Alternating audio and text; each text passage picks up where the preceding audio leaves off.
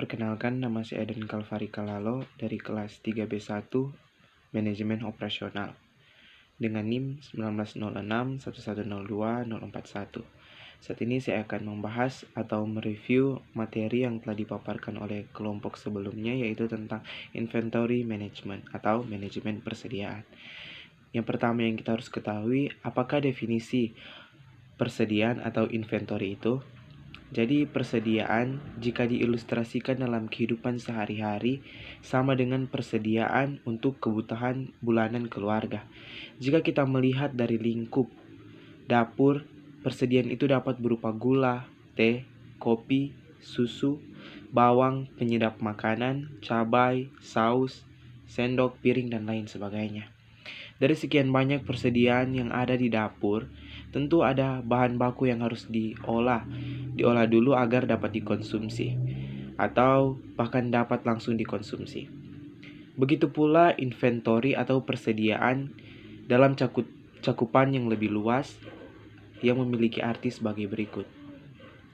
Persediaan atau inventory adalah stok bahan yang digunakan untuk memudahkan produksi atau untuk memuaskan pelanggan, yang meliputi bahan baku atau raw materials, barang dalam proses atau in-process goods, dan barang jadi finished goods.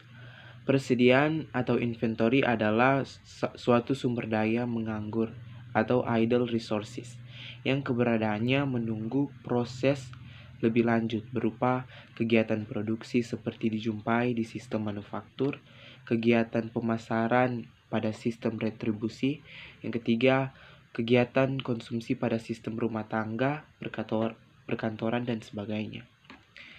Pengertian manajemen persediaan. Manajemen persediaan atau inventory management merupakan salah satu bagian dalam manajemen operasional dan manajemen produksi. Dalam businessdictionary.com disebutkan bahwa manajemen persediaan adalah kegiatan untuk menjaga jumlah optimum dari barang yang dimiliki.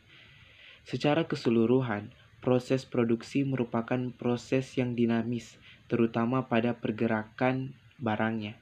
Karena itu, diperlukan pengelolaan yang baik terhadap barang tersebut agar tidak mengganggu proses produksi. Nah, pengelolaan inilah yang dimaksud dengan manajemen persediaan. Alasan menyimpan persediaan. Beberapa alasan perlu dilakukan penyimpanan persediaan, diantaranya yaitu advertisement, yang meliputi yang pertama, trade-off antara ongkos simpan dan ongkos pesan. Setiap perusahaan harus dapat menentukan pilihan yang tepat untuk dapat mengefisiensikan biaya dan mengefektivitaskan waktu yang dibutuhkan. Apabila suatu perusahaan terlalu menekan adanya penyimpanan persediaan di gudang, akan mengakibatkan tingginya ongkos simpan yang dikeluarkan. Begitu juga halnya apabila perusahaan terlalu menekankan menggunakan sistem just in time, atau yang akan saya jelaskan, menggunakan just in time terhadap produk yang membutuhkan waktu yang lama dalam proses pengirimannya, serta jumlah pemesanan yang kurang dari kapasitas pengiriman, akan menyebabkan begitu tingginya ongkos pemesanan. Oleh karena itu, dibutuhkan persediaan sebagai pilihan yang tepat, dengan tetap menggunakan prinsip manajemen persediaan. Yang kedua yaitu menghadapi permintaan tak terduga. Persediaan juga mampu mengatasi adanya permintaan yang tak terduga. Permintaan datang dari konsumen dalam suatu perusahaan tidaklah bersifat tetap atau konstan, namun justru bersifat fluktuatif. Perusahaan tidak mampu meramalkan secara tepat berapa jumlah permintaan yang akan datang selanjutnya. Oleh sebab itu, persediaan sangat diperlukan untuk mengisi adanya permintaan yang mungkin datang dalam jumlah besar dan dalam waktu yang sangat cepat. Sedangkan dalam proses produksi, perusahaan membutuhkan waktu yang cukup panjang. Yang ketiga, permintaan musiman. Permintaan kadang datang sesuai dengan musimnya. Sebagai contoh, musim sepak bola, Piala Dunia. Perusahaan garment atau perusahaan untuk memproduksi pakaian yang berbau tim sepak bola. Produksi akan dilakukan sebelum datangnya euforia yang semakin besar.